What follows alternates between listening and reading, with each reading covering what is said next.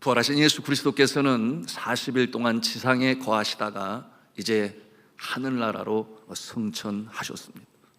그때에 예수 그리스도께서 승천하시는 모습을 보던 예수님의 제자들이 있었는데, 하늘로 승천하시는 예수님의 모습이 구름에 가리워 보이지 않을 때까지 그렇게 쳐다보게 되니까 두 명의 천사가 나타나서 그들에게 뭐라고 말씀을 하셨는가?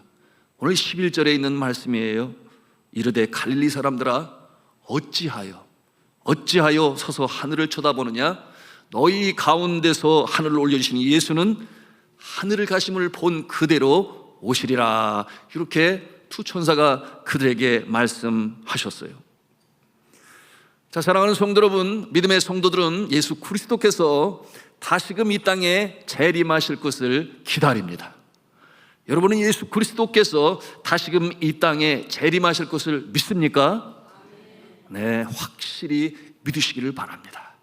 그것이 우리의 산 소망이요, 특별히 이 박해를 여전히 당하고 있는 인권이 없는 나라에서 그처럼 사모하며 갈급하는 것이 주님이 강림하셔서 새하늘 새 땅에 우리를 품어주시기를 간절히 바라는 소원을 가지고 그 어려운 때를 이겨나가고 있음을 우리는 기억할 수 있어야 하겠습니다.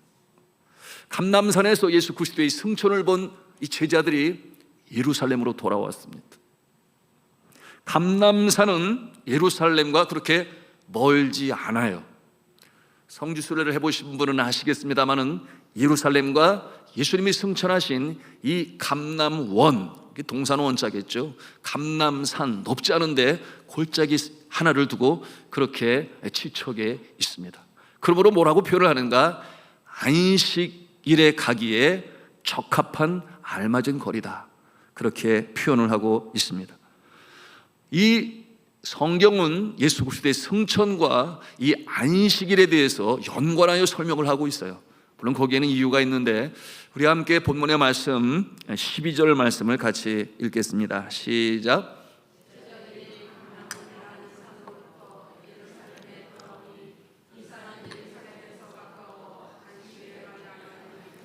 아멘. 자, 이 구절을 통해서 우리가 알 수 있는 것이 무엇이겠습니까? 예수님은 언제 승천하셨는가? 안식일에 승천하셨다는 거예요. 그래서 예수 그리스도의 제자들이 예수님의 승천을 보고 이제 안식일에 예루살렘으로 오게 되는데, 그런데 이 제자들이 안식일에 예루살렘에 돌아오면서 성전으로 들어갔는가 하면 그렇지는 아니에요. 여러분, 예수 그리스도께서 부활하신 날은 안식 후 첫날이라 그랬어요. 그래서 우리가 안식일, 유대인들이 지키는 전통적인 안식일에 이제 예수 그리스도께서 부활하신 그날을 기뻐하며 감사하며 안식 후 첫날을 주님의 날로 정하여 The Lord's Day, 짧은 말로 줄여서 말하면 주일이다, 주님의 날이다. 그래서 그날을 기뻐하며 지키는 것이 바로 우리 기독교의 전통이 되었습니다. 그런데 그처럼 이 감격스러운 이 예수 그리스도의 승천을 목격한 제자들, 여러분, 예수님의 승천을 목격한다고 하면 생각해 보세요. 얼마나 그 마음에 감동이 일겠습니까? 성자 하나님이신 예수 그리스도께서, 저 천상에 계실 예수 그리스도께서 우리를 최혈하시기 위하여 이 땅에 인간의 몸을 입고 강림하셨지만 그가 당한 고통과 고난이 얼마나 컸습니까? 유대인들로부터, 율법사와 서기관과 바리새인들로부터, 또한 이 종교 지도자들로부터 얼마나 그가 멸시당하고 천대당하고 극악한 사형수들만이 달리는 십자가에 못 박히셨으니 여러분, 그 고초와 아픔은 이루 말할 수 없을 거예요. 그런데 부활하셔서 사망에 쏘는 것을 이기시고 부활하셔서 40일 동안 제자들과 함께 거하셨던 예수 그리스도, 다시금 믿음으로 회복시켜 주셨잖아요. 그래서 베드로에게 내가 나를 사랑하느냐 바요나 시몬아, 그러면 됐다, 내 양을 치라, 내 양을 먹이라. 시내에 차서 나는 물고기 잡으러 가노라 다시금 업으로 돌아가는 그를 믿음으로 세우시고, 또한 3년 동안 가르치신 것을 리뷰라고 그러죠. 복습을 시키시면서 이 이스라엘 땅의 경계에도 가보지 못한 제자들에게 땅 끝을 바라보라 하시면서, 너희는 가서 모든 족속으로 제자를 삼으라. 너희는 온 천하에 다니면 만민에게 복음을 전파하라. 이와 같은 예수 그리스도께서 바라시는 바를 다시 한번 확신시키신 예수 그리스도께서 이제는 하늘로 올라가십니다. 그가 땅에서 떠서 하늘로 올라가며 구름 속으로 사라질 때, 그렇지, 예수님은 성자 하나님이셨지, 천상에 계실 분이셨지, 이제는 다시금 그 영화의 모습으로 하늘로 올라가시는구나. 그들의 마음에 감동이 임했을 것이 틀림이 없어요. 우리가 상상만 해봐도 너무나 감격스러운 그와 같은 모습인데, 그런데 그와 같은 모습은 승천하심을 보고 나서 예루살렘에 돌아올 때 그들의 마음에는 아주 갑작스럽게 일련의 불안과 두려움과 걱정과 근심이 일게 되었어요. 왜 그랬겠습니까? 그처럼 3년 동안 그들과 함께 동고동락하시고, 또한 예수 그리스도 행하신 기사와 이적들이 얼마나 대단합니까? 그 부는 바람도 파도야 잠잠하라 꾸짖을 때 자연까지 제어하시는 예수님의 능력을 보았어요. 그런가 하면은 이 배고픈 자들, 그 수많은 5천 명을 먹이시기도 남는 이 놀라운 기적의 역사를 체험했어요. 진리의 말씀, 생명의 말씀으로 전하니 이 좌절과 근심, 염려 속에 있는 자들이 다시금 빛과 한데 소망으로 일어설 수 있었습니다. 그처럼 스승이시여 구원주이신 예수 그리스도께서 이제는 그들 곁에 없는 거예요. 하늘로 올라가신 것은 감격스럽지만 정작 그들이 그처럼 의지하던 예수 그리스도가 곁에 없으니 그들의 마음에는 불안입니다. 두려움입니다. 왜 그렇겠어요? 여전히 바리새파 사람들은, 그리고 이 서기관과 율법사들은, 여러분 종교 지도자들은 이 예수 그리스도를 구세주로 영접하고 따르는 자들을 못마땅히 여겼습니다. 그러므로 그들의 시선은 따갑기만 했어요. 이와 같은 상황 가운데서 그들은 미래가 불안합니다. 우리는 어떻게 될 것인가? 의지할 예수 그리스도께서 우리 곁에 없으니 우리는 어떻게 될 것인가 하는 불안과 염려와 두려움이 그들의 마음을 가득 채웠던 것입니다.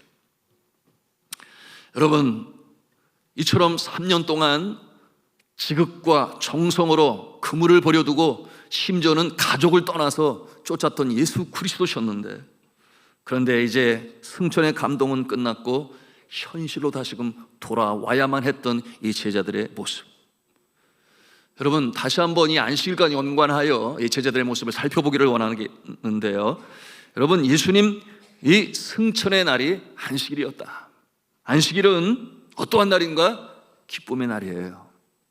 안식일은 잔칫날과 같습니다. 안식일은 하나님께서 정하시고, 하나님께서 뭐라고 약속을 하셨는가? 이 날을 복되게 하시고, 그리고 거룩하게 만드시는 날이라 그랬어요. 그것이 창세기의 1장 3절에 말씀하시죠. 하나님께서 7째 날을 복주사 거룩하게 하셨다. 다른 날에는 그와 같은 언급이 없어요. 그래서 특별한 날이 틀림이 없는데, 그러므로 이 안식일에 지금도 유대인들은 얼마나 철저히 지키는지 몰라요. 제가 성지순례를 하면서 안식일에 그들의 모습을 관찰한 적이 있었는데요, 안식일에 그들은 예루살렘에 있는 이 성전 서쪽 벽 앞에 모여서 거룩한 복장을 한 검은색의 모자를 쓰고 수염을 기르고, 그와 같은 모습들이 있는가 하면 머리에 이 캡이라고 그러죠, 덮을 수 있는 그와 같은 것을 쓰고, 그들이 선택받은 민족의 백성이라고 하는 그 표라고도 할 수 있는데요, 이 젊은이들이 손에 손을 잡고 돌아가면서 이렇게 춤을 추면서 찬송하는 모습을 제가 인상 깊게 보았습니다. 안식일은 기쁨의 날이요, 주의 은혜가 임하는 날이요, 그들을 성결케 하는 날이요. 그러므로 하나님께서 그처럼 그들을 귀히 여기는 날이라 생각하고 기뻐하는 날인데, 그런데 성천을 정작 경험한 이 제자들은 여러분, 이 안식일에 어디로 갔습니까? 예루살렘에 와서 그 성전에 들어가 기쁨으로 찬송을 했나요? 그러지를 못했어요. 여러분, 그들이 간 곳은 어디였는가? 다락방이었습니다. 마가의 다락방에 그들이 모였는데 그들의 숫자는 여전히 소수에 불과하니 120명이라 그랬습니다. 그들이 그곳에 모여서 그들의 심령 가운데 임하는 이 불안과 두려움, 내일을 알지 못하니 그 마음속에 염려가 임할 수밖에 없어요.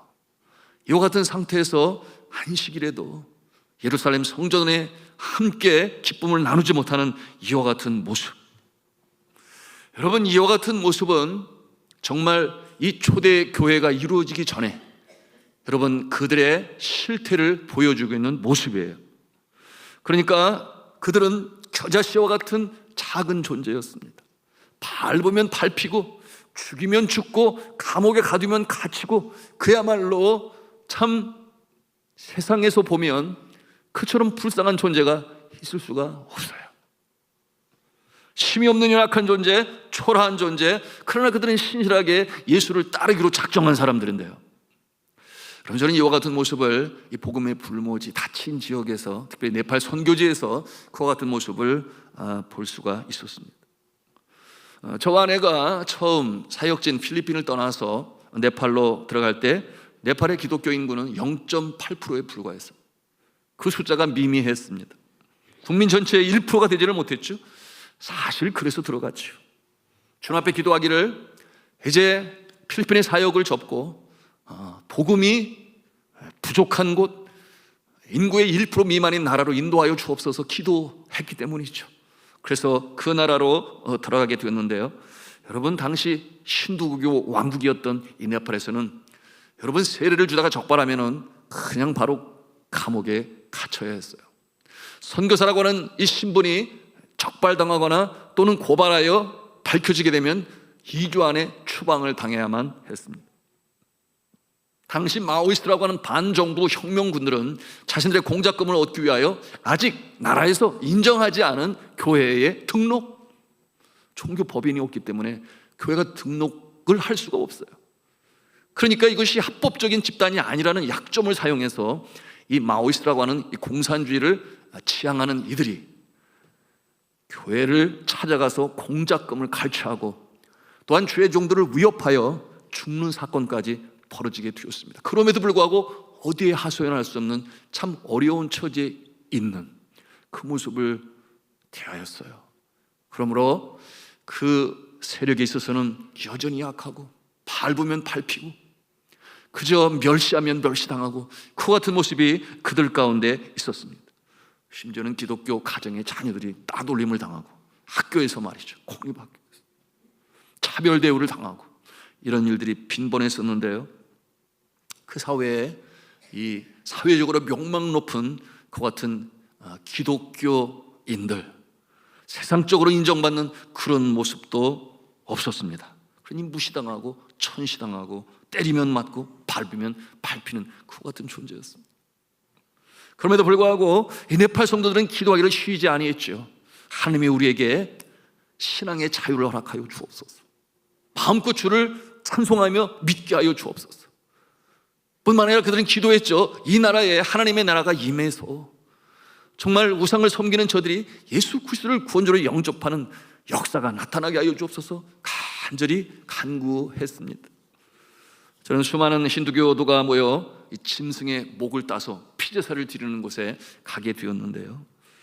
그 산속의 사원에서 이 짐승 피제사를 드릴 때 그곳이 왜 사원이 세워지는 거룩한 장소였는가? 그 이유가 있는데, 양쪽에서 이렇게 계곡물이 내려오고 하나가 합쳐지는, 그래서 하나로 흘러내려가는 그 부분은 그들이 생각하기를 거룩한 장소라 그렇게 여겨요. 그래서 거기다 이렇게 세우게 되었는데, 이 짐승의 목에서 흘러나오는 피가 그 물을 따라서 흘러가는데요. 그 모습을 보는 것은 참 익숙하지 아니하고, 그리고 비위도 상하고, 거기에 매캐한 향냄새가 가득한 그곳에서 참 제 마음에는 그런 생각이 들었어요. 어떻게 이들에게 복음이 들어갈 수 있을까? 그런 생각을 갖지 않을 수가 없었는데, 그때 그들 안타까이 여겨 기도할 때 저는 주님의 음성을 들을 수가 있었어요. 저희 심령이 주시는 말씀이죠. 이 히말라야 계곡에 흘러가는 이 물은 영혼을 바라보는 나의 눈물이니라. 이 히말라야 계곡에 흘러가는 이 물은 영혼을 바라보는 나의 눈물이니라. 그들이 구원받기를 원하셔서 그들 가운데도 택함받은 자들이 있기 때문에 누군가가 복음을 전해야 또 그들은 복음을 듣고 주님 앞에 돌아올 것이기 때문에 이것을 바라시는 이 주님의 음성을 제 심령에 들을 수가 있었습니다. 그러므로 힘을 내고 용기를 내고 또 복음을 전하는 이 복음 전하는 자들의 모습에 합류하게 되었는데요. 그런데 하나님께서는 이와 같은 상황 가운데서 역사를 이루시니 그들의 간절한 소원과 기도를 들으시고 여러분 놀라운 역사를 이루게 되었는데 그로부터 10년이 지난 이후에 이 0.8%는 1.8%는 2%에 들어가게 되니 100% 이상이 성장을 하는, 그 다음에 성경에 말씀하고 있는 급하고 강하게 역사하시는 성령의 역사하심이 그들 심령을 완전히 사로잡았던 것입니다. 그리고 나서 지금에까지는 약 3.5%의 기독교인으로 점점 성장하고 자라나게 되니 감당할 수가 없어요, 네팔 정부가. 그러므로 법 개정을 하여 어떠한 복음을 전하고자 하는 의도를 가지고 행하는 행위까지도 전부 금지시켰으니 의료 선교하러 들어왔다가 이분들이 단기팀인데 유차장에 갇혀서 2주 동안 나오지를 못하는 그런 일도 벌어지게 되었습니다. 그럼에도 불구하고 그 땅에 예수 믿는 자들이 더 많아지게 되었으니 이것이 성령의 은혜요, 성령의 역사인 줄 믿으시기를 바랍니다. 사람이 막지를 못해요. 오늘 우리는 이 놀라운 이 복음의 역사가 선교지 이곳저곳에서 일어나고 있음을 우리는 볼 수 있습니다. 여러분, 부흥의 역사는 참 놀라운 역사인데 부흥의 역사를 체험하는 자는 아무리 상황이 어려워도 그리고 너무나 많은 일들로 인하여 할 일이 많아도 여러분 그 마음에는 보람이 있어요, 기쁨이 있어요. 세상이 주지도 알지도 못하는 기쁨이 그 심령 속에 임합니다. 이것이 부흥의 역사의 결과인 것인데요. 사랑하는 성도 여러분, 여러분들 이 부흥을 체험하시기를 바랍니다. 개인적인 부흥, 공동체적인 부흥, 민족적인 부흥, 이 부흥의 역사는 기독교 역사 속에 이곳 저곳에서 나타남으로 말미암아 사회를 변혁시키는 놀라운 권능의 역사로 나타날 수 있었습니다. 자, 오늘 성경 본문에서 우리는 이 약속의 도성 예루살렘을 지키는 성도들의 모습을 보는 거예요. 예루살렘, 그곳은 어떠한 곳입니까? 갈릴리 사람들아 이렇게 말하고 있는 것을 보면 예루살렘이 그들의 고향은 아니에요. 그럼에도 불구하고 그곳에 거해야 했습니다. 예루살렘은 살기등등한 이 바리새파 사람들과 종교 지도자들이, 서기관들이 호시탐탐 이 예수 믿는 자들을 찾으려고 하고 박해하려고 하는 그 같은 상황 가운데 있으니 그곳에 있는 것이 쉽지 않아요. 그러나 또 한편으로 생각해 보면 예루살렘에 거하는 것은 하나님께서 약속하신 것을 기다리라, 그것이 바로 약속하신 것을 기다리는 거룩한 도성이 되는 것이니 예수님의 제자들이 두려움이 있지만 떠나지를 아니해요. 예수 그리스도의 명령에 순종하여 하나님께서 약속하신 것을 기다리고자 그렇게 모였던 것입니다. 여러분, 이 내용이 이제 사도행전 1장 4절과 5절에 있는 내용인데 우리 같이 읽도록 하겠습니다. 시작. 사도와 함께 모이사 그들에게 분부하여 이르시되 예루살렘을 떠나지 말고 내게서 들은 바 아버지께서 약속하신 것을 기다리라. 요한은 물로 세례를 베풀었으나 너희는 몇 날에 못되어 성령으로 세례를 받으리라. 아멘. 자, 이와 같은 예수님의 명령, 성령으로 세례를 받으리라, 이와 같은 약속을 소망 중에 바라보며 그 두려움 속에서도 그들이 무엇을 시작해요? 기도를 시작을 해요. 그들이 기도를 시작합니다. 여러분, 기도할 때에 전심으로 기도할 때에 놀라운 역사가 나타나는 줄로 믿습니다. 여러분, 기도할 때에 그들의 마음의 두려움과 그들의 마음의 걱정과 미래를 향한 염려가 그 마음에서 눈 녹듯이 사라지기 시작합니다. 그러므로 그들이 기도에 전념하게 되는데 더불어 전혀 기도에 힘쓰니라.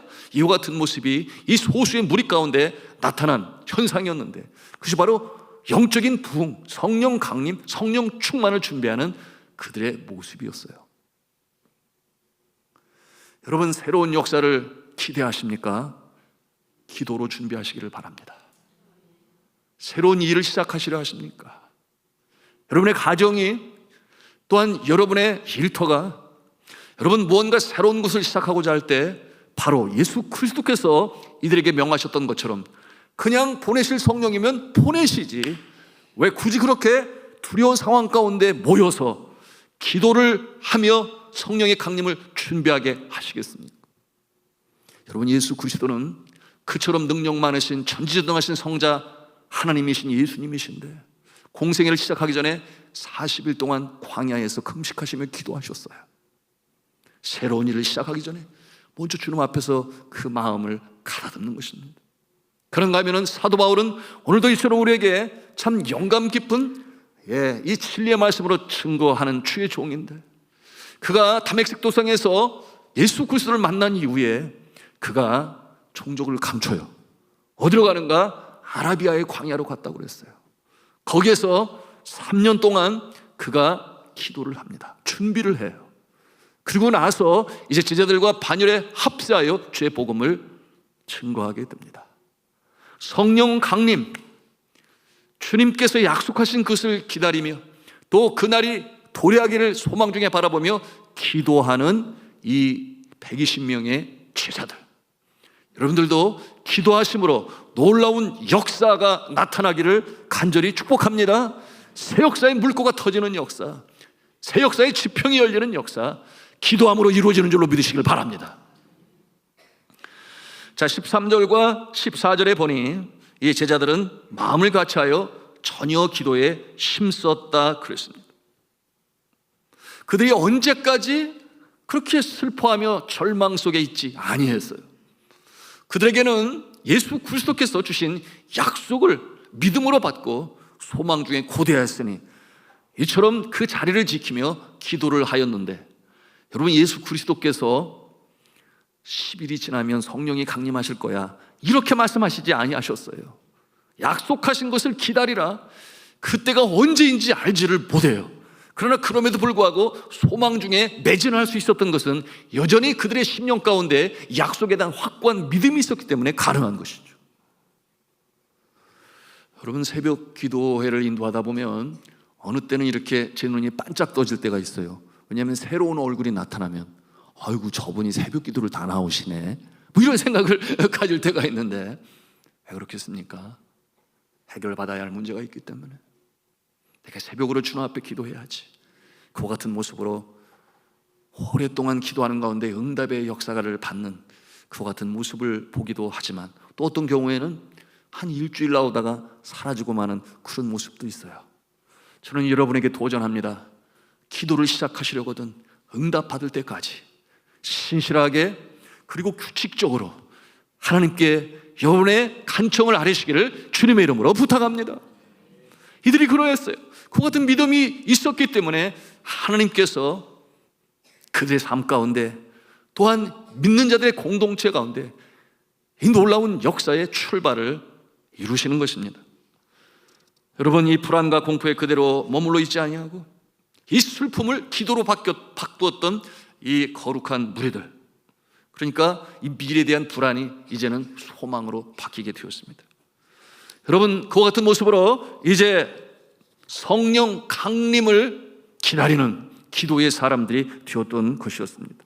그리고 마침내 주께서 약속하신 성령께서 강림하셨습니다. 이 성령 강림을 통하여 그들이 얼마나 변화되었는가, 우리는 그 이전과 그 후의 모습을 살펴보면서 확실히 알 수 있게 되는, 그들의 심령 가운데 있었던 불안은 다 떠나가게 되었고, 그들의 심령 가운데 있었던 두려움도 다 사라지게 되었고, 그들은 하늘에 속한 사람이 되어 내가 사람을 두려워하라 하느님을 두려워하랴. 여러분, 하나님의 편에 서서 예수 그리스도의 십자가의 보혈의 능력으로 순교를 거부하지 않을 정도로 강한 믿음의 사람이 되었으니, 여러분, 그들은 이 복음이 온 천하에 전해지게 되는 이 불꽃 같은 상황에 불씨의 역할을 감당했던 그야말로 믿음의 영웅들이 되었습니다.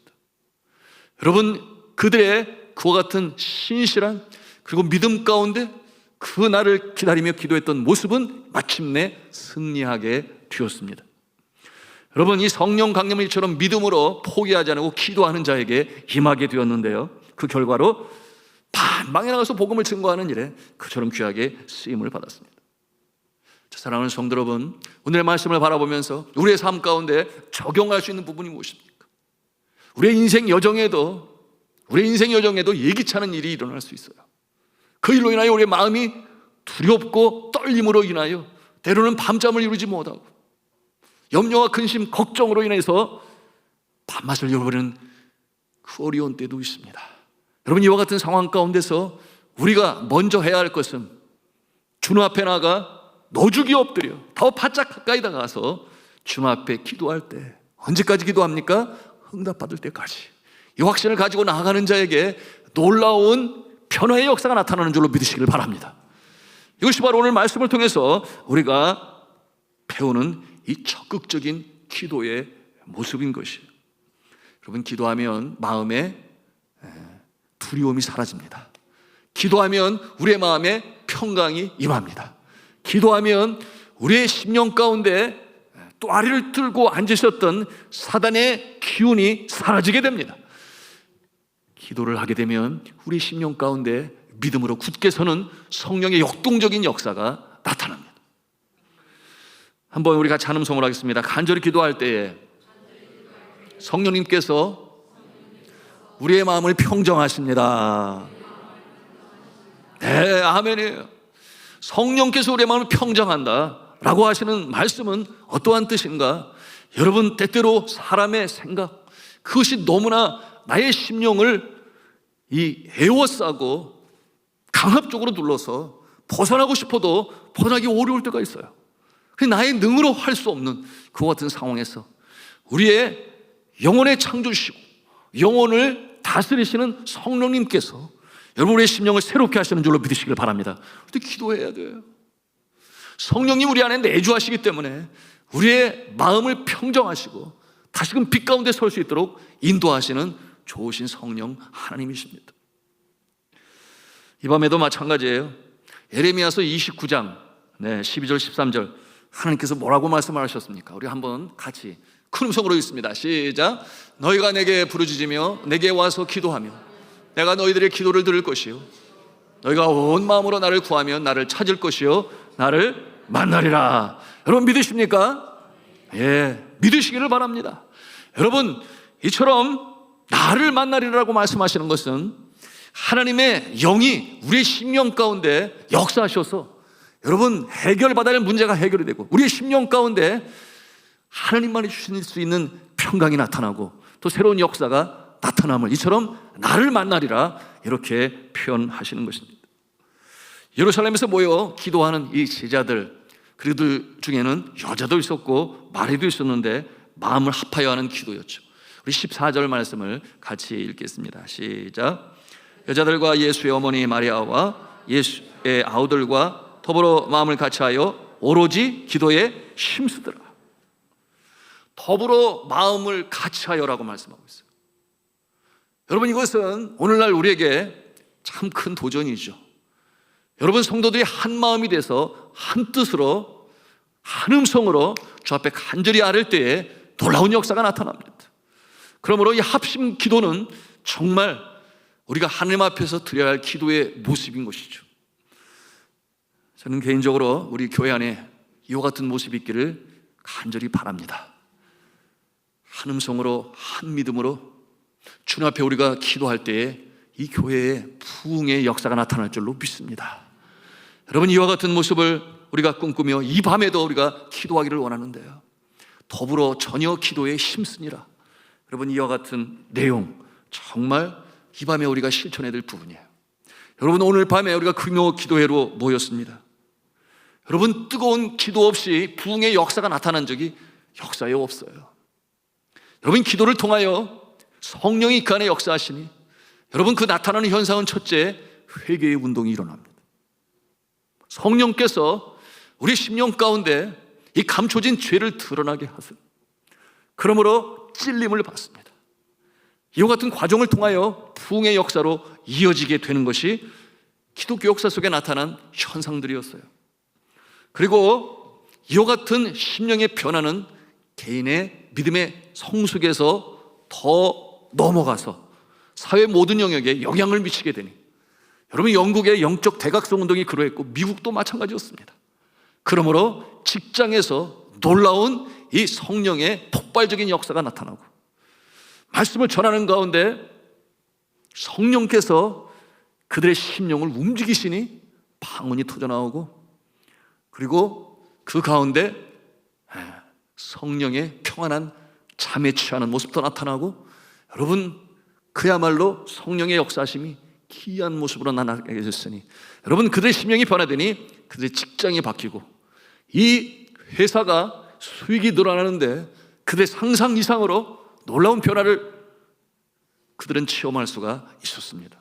전혀 더불어 기도에 힘쓰니라. 여러분, 성령께서 그와 같은 자에게 새로운 비전과 환상도 주십니다.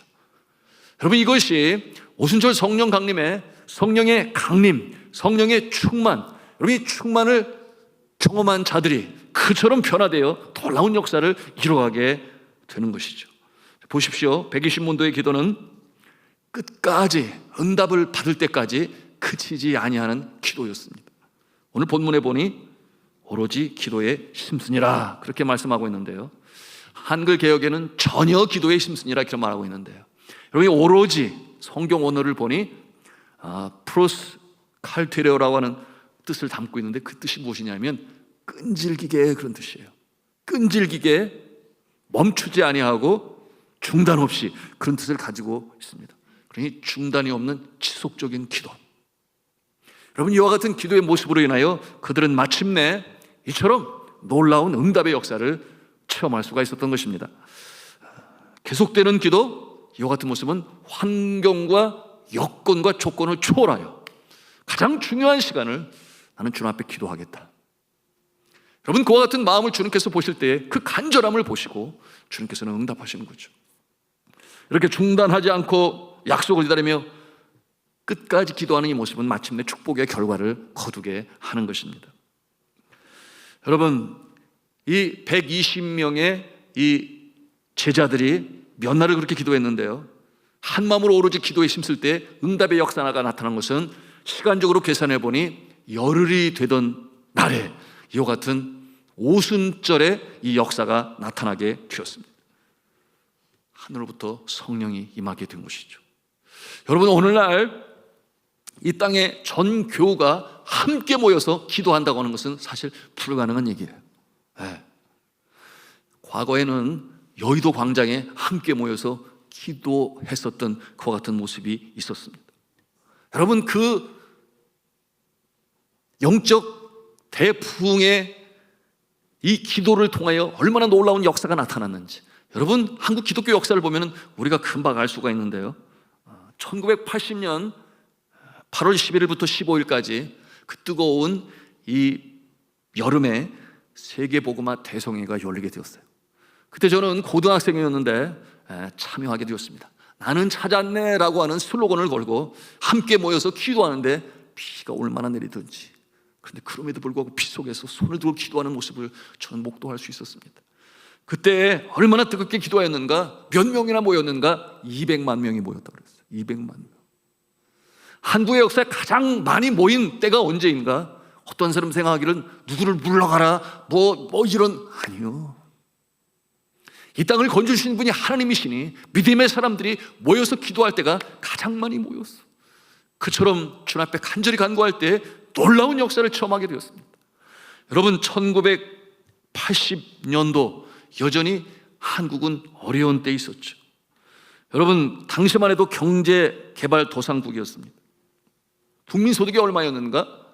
1,700불이었어요. 1,700불. 물질이 없으면 선교사를 보내기가 너무나 어려운데 1979년도 해외 파송 선교사가 몇 명이나 되었는가? 100명이 채 되지를 아니했어요. 그때 93명뿐이었습니다. 이 모습이 불과 45년 전에 있었던 일이에요. 그런데 그처럼 200만의 성도가 함께 모여 합심으로 처녀 기도에 힘쓸 때에 어떤 역사가 나타나는가? 하나님께서 기도를 들으셨어. 여러분, 선교를 하려면 세계 열방에 선교사를 보내려면, 그러므로 세계 선교를 하는 한국 교회가 되기 위해서는 무엇이 필요하냐? 경제적인 개발이 필요했어요. 그러므로 하나님께서는 경제적인 복을 주시니, 여러분, 세상 사람들이 아무리 계산기를 두드려도 답이 나오지가 않아요. 무엇이? 한국의 경제 개발 속도가. 그래서 그들은 뭐라고 표현했는가? 기적이라고 부르겠어요. 기적이다. 이것은 한국의 기적이다. 한강의 기적이라고. 한강의 기적이라고 그렇게 표현했습니다. 1980년을 기점으로 선교사 파송이 가파르게 늘어갑니다. 이것이 바로 함께 모여 더불어 처녀 기도에 힘쓸 때 나타나는 모습인데요. 그러므로 9년 후에 1989년도에 이르게 되니 파송 선교사가 무려 10배가 넘는 1178명이 되었어요. 1998년도에는 4400명으로 늘었고 2006년도에는 14,905명으로 늘었습니다. 참으로 놀라운 역사가 나타나게 되었으니 168개 국가에 한국 선교사님들이 나갔어요. 그야말로 upside down, 완전히 세상을 뒤집어 엎을 기세로 그렇게 복음을 들고 세계로 향하여 선교사를 파송하게 되었으니, 이것이 바로 함께 모여 더불어 처녀 기도에 힘쓸 때 나타나는 놀라운 역사의 결과였던 것입니다.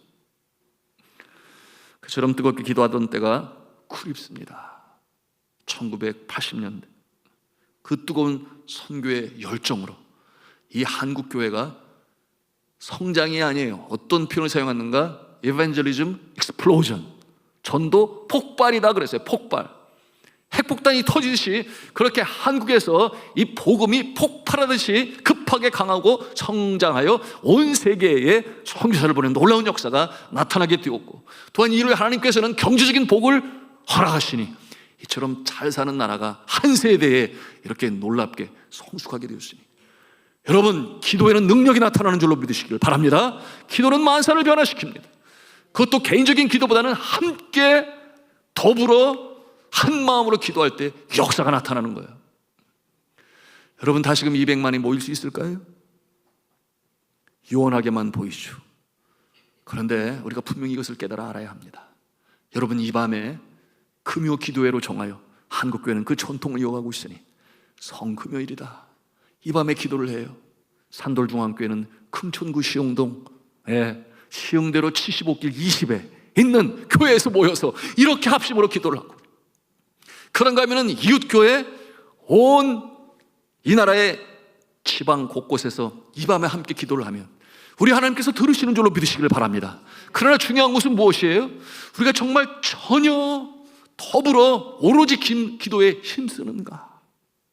그와 같은 마음을 가지고 기도하기 위하여 이 자리에 우리는 나와 있는가? 나뿐만 아니라 우리 이웃이 함께 연합하여 기도할 때 우리가 그 숫자를 따져보면 200만이 뭐예요? 훨씬 더 많은 숫자가 이 밤에 기도할 때 주님께서 들으시는 줄로 믿으시길 바랍니다. 하늘문을 두드리는 기도, 두드리라 열릴 것이요, 찾으라 찾을 것이요, 구하라 구할 것이요. 오늘 이 밤에 한국교회가, 우리 교회는 우리 교회대로, 그 교회는 그 교회대로 합심으로 기도할 때 다시금 이 나라를 살리시고 영적으로 회복시키는 역사가 나타날 줄로 믿습니다. 자, 이제 우리가 찬송하고 기도하기를 원하는데요, 이와 같은 마음을 가지고 우리가 함께 기도하기를 원합니다. 특별히 무엇을 위하여 기도하는가? 성령으로 충만케 하여 주옵소서. 내가 나의 능으로 나의 힘으로 얄팍한 경험과 지식으로 이 세상을 살아가는 것 아니라 하나님의 인도하심을 따르게 하여 주셔서 나의 능력보다 훨씬 더 크고 광대하신 주님의 손길로 승리하며 나갈 수 있도록 성령으로 충만케 하여 주옵소서. 이와 같은 마음을 가지고 우리가 기도할 때 주께서 새로운 환상을 주시고 비전을 주셔서 우리를 사용하시고 한국교회를 사용하시고 또 우리 산돌중앙교회 사용하실 줄로 믿습니다.